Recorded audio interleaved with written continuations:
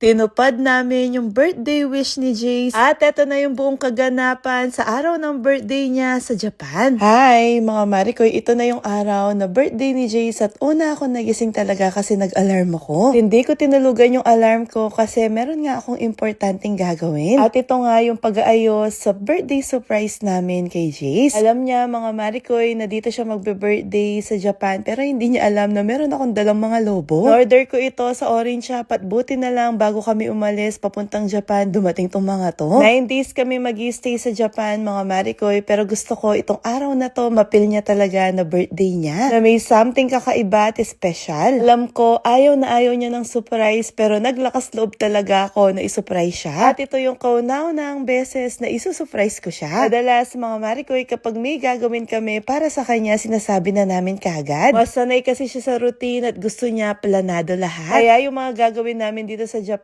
everyday mga Marikoy, sinasabi ko sa kanya. Nakaplano na lahat at dinidetalye ko kung halimbawa na lang kung saan kami pupunta ngayong araw na to. Alam niya, naalis kami ngayon sa pinagstayan namin, magdi-dinner kami, tapos pupunta kami sa Ice Village. In-explain ko na din sa kanya kung ano yung makikita niya sa Ice Village at kung ano yung mga pwede niyang gawin. Sobrang laking tulong sa amin yun kasi mga Marikoy, nakakabawas siya ng muryot at saka meltdown. Kapag alam niya yung mga gagawin at ina-expect niya na yung mga pupuntahan namin, hindi na siya na-overwhelm. Kapag may mga nag-iiba lang, doon lang siya talaga na-overwhelm. Kaya medyo kabado kami dyan ni Daddy Tano kasi pagkagising niya, bubungad sa kanya itong happy 6th birthday. Tapos, nandito pa si Ariel na paborito niyang karakter. Di ko lang sure mga Marikoy kung kakayanin ni Ariel yung lamig dito. Actually, ganito din yung gusto ni Jace. Gusto niya mag-swimsuit sa snow. Na hindi ko naman pinayagan na din-explain ko sa kanya na pwede siya magkasakit kapag nag-swimsuit siya dito. Nung natapos na nga pala kaming mag-ayos, ginising na namin siya.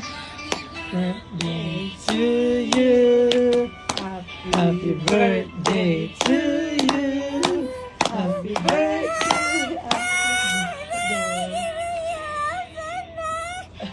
Go outside daw siya mga Marikoy kasi ito yung routine niya pagkagising magsi-CR. Iiyak ka na, Daddy. Makapalina. Sabi niya, I have to poo-poo pero ang ibig niyang sabihin magwiwiwi lang siya. O sige, Daddy carry you. Then Mommy remove. O sige, Daddy carry you. Madalas, kahit wiwi lang mga Marikoy, sinasabi niya pupo. Pinapatanggal niya nga din pala yung nakita niya na surprise namin sa kanya pero hindi ko naman tinanggal. Alam ko at random ko na nagulat lang siya pero gusto niya yung nakita niya. I'm cold. Oh, you're cold. Oh. I can remove it. You just check first. You don't need to remove. Di ba today is your birthday? Yes. You have suit. You can play outside. You can slide in the snow. Later, we go to the slide, okay? You want to change your clothes? Ah. Oh, change clothes. Can I buy brown hair Okay, I will buy brown hair. and What? green and Where's mermaid? red?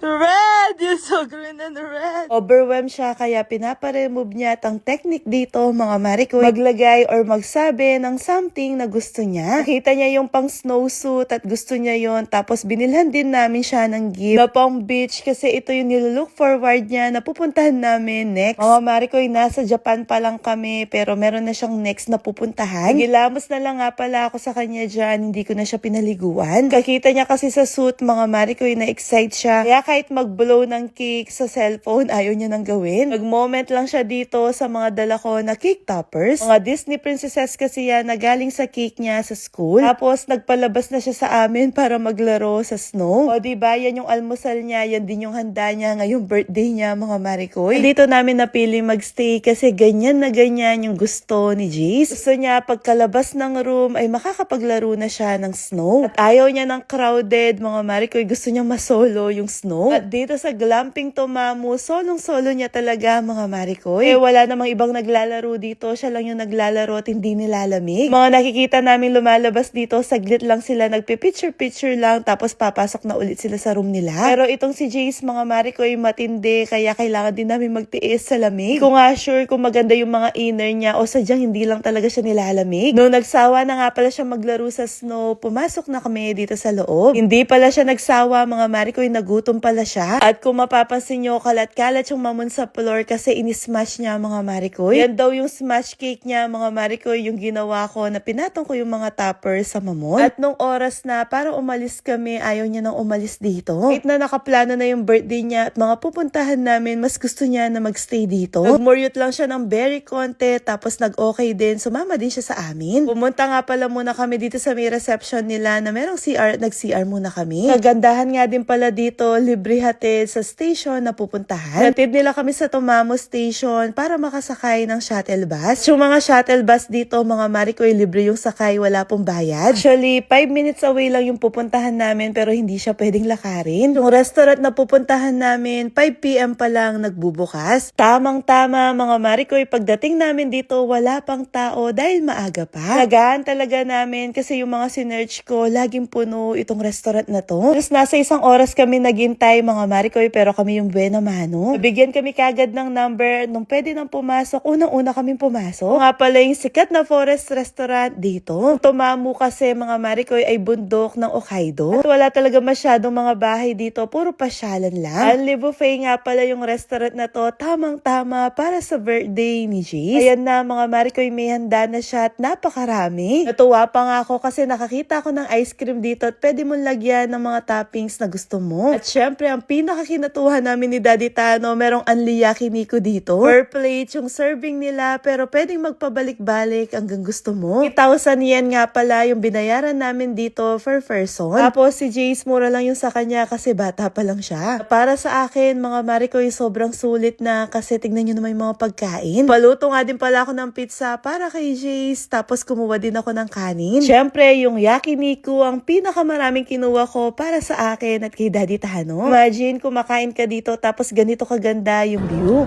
Love you. Kiss mo na. Happy birthday. Tapos, kitang-kita din mga Marikoy yung pagbagsak ng snow. It's cold.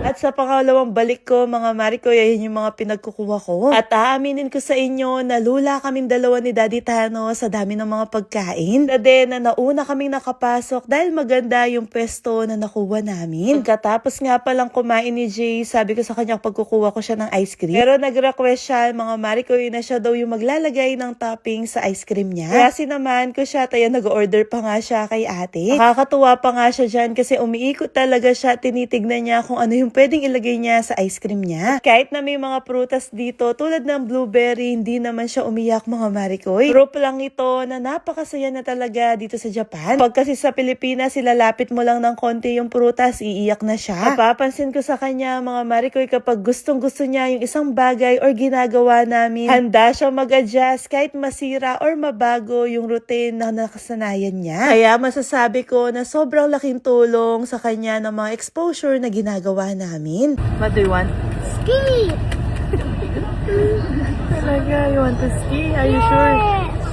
Okay nga pala kami ulit ng shuttle bus para makapunta sa Ice Village. At bigla nga sabi ni Jace gusto niya daw mag-ski. Explain ko na lang sa kanya mga Marikoy na hindi siya pwedeng mag-ski dahil hindi siya marunong at hindi kami marunong. Tapos pagdating namin dito sa Ice Village, medyo na-overwhelm siya pero nairaos naman namin. Dahil nakita niya yung slide. Daddy, how? Like that? Oh, there, go na. Go na. Sit down ka, sit down, sit down. Sit down, sit down.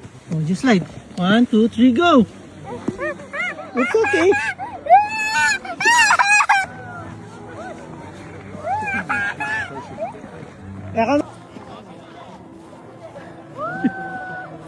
You can do it! Come here! 1, 2, 3, go! Good job! Good job! Good job, my baby! Wow! Up your hands! Up your hands! Ayun lang nga, sa sobrang gusto niyang mag-slide, ayaw niya nang tumigil ito. Ayaw niya nang matapos. Kaya pinipigilan niya yung pagbaba niya, mga Marikoy, kasi alam niya, pipila siya ulit kapag mag-slide siya. Cook marshmallow. Why did you cry? Oh, come in na. You can do it. You can do it. Oh, come here, I help you. Come in na. Oh, you want more? We go up again. We go up again. Oh, we go up again. Really na, we go up again. You want more? Are you sure? At buti na lang habang nakapila sila, bumili ako ng marshmallow mga Marikoy. Ito na yung nakapagpatigil kay Jace para mag-slide. Gluto na lang kami ng marshmallow, kumain, tapos nag-ikot-ikot lang at umalis na kami dito. Kasi kung hindi pa kami aalis mga Marikoy, masasama na kami sa Ice Village, magiging yelo na din kami. At natapos yung birthday niya na nagawa niya yung kinakatakutan niya na magpaputok ng lobo. Pero inassure sa kanya ni Daddy Tano na wala namang nakakatakot, kaya yan nagtry na itong si Jace. Tuwang-tuwa pa nga siya kapag may napapaputok siya na lobo. Hey! I'm gonna need a lot of the